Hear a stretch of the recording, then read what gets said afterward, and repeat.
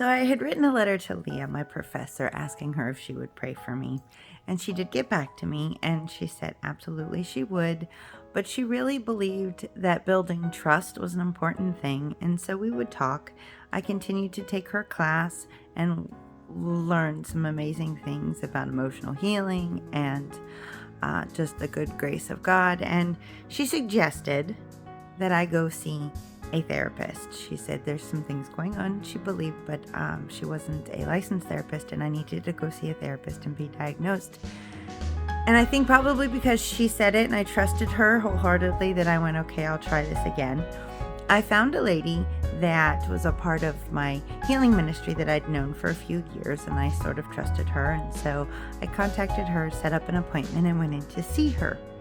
And I remember the first visit, talking to her, I shared a little bit about my story, and then she pulled out a book. It was a children's book, and I think it was to explain disassociation, kind of like a child was in a bed and some things were done to them that were not okay, and it is almost as if you dissociate from your own body and you go away so that you don't have to hold on to that memory. I don't know. That is all of the book that I remember her explaining, and I am pretty sure I checked out.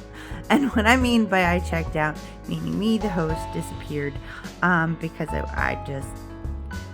it was a lot to take in, and it was a lot. And I remember even after that first meeting with her, she did diagnose me as having dissociative identity disorder, and she tried to explain to me what that was, that it was pretty much a gift of God. It's a creative way that my brain chose to split into separate parts, and those other parts held the memories so that I could function. And they work great until you grow up and you no longer need that coping mechanism. And it's like a coping mechanism. And at that point, when you're grown up and you no longer need that mechanism, things kind of go a little haywire, which is what's been going on with me. I no longer needed them. And so I didn't understand why I was feeling things, but didn't have the memories to why I was feeling things. They were holding the memories. I was not. And it was a lot to take away from that. It was a lot to try to digest and go, what does this mean? And am I crazy? And do I need to be locked up? And I was about 27 years old. And it was a lot to take in. And I remember going and sharing that with Leah. And she said she already knew. She could already tell from class, which was very interesting. And it's because of her experience working with others like me. But she never treated me like I was crazy. She never treated me like I was, watch out, you're scary. She just loved me, no matter how I presented myself. And I think that was something unique and really meant a lot to me. So here I am with my diagnosis, and I went and I shared it with the leader that I was staying with and living with, and said this kind of explains things. It's probably why sometimes when you make food that I've eaten all the time, I cannot, because I am not the same person. And after working with this for a very long time, I kind of figured out how to explain it to those that had never heard about it.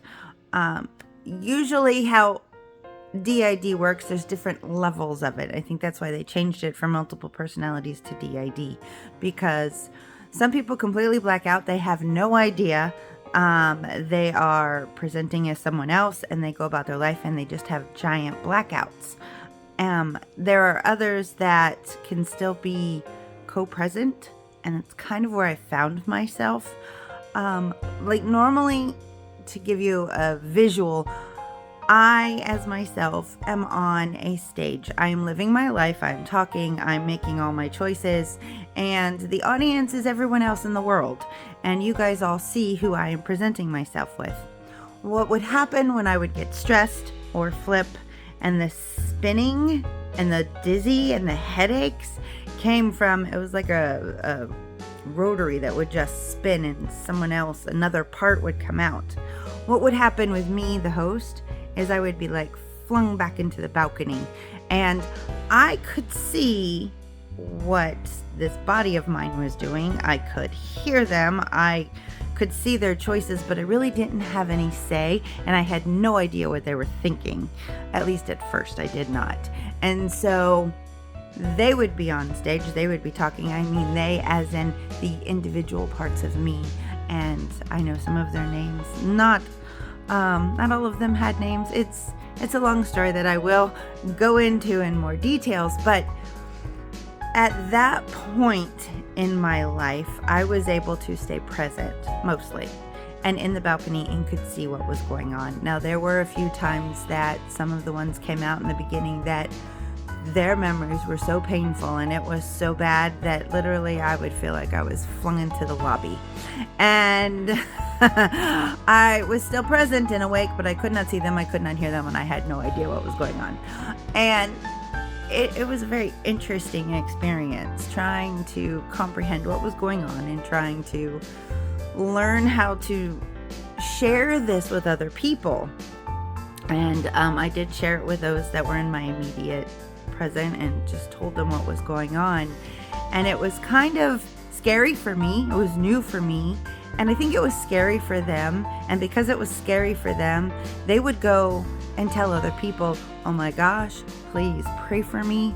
I am dealing with Stephanie right now, and she's been diagnosed with D.I.D, multiple personalities. So just pray with me because I don't know what to do with this. And it felt very violating, but I was in the midst of my own chaos and I didn't know how to deal with this. So I just kind of lived with it for a few months, and it was like, I didn't realize it till later, but it was a betrayal of my trust that they kept sharing it with everyone. I had no idea who knew my diagnosis and who didn't, and that was a very scary place to be at the time. Thanks for listening. More to come.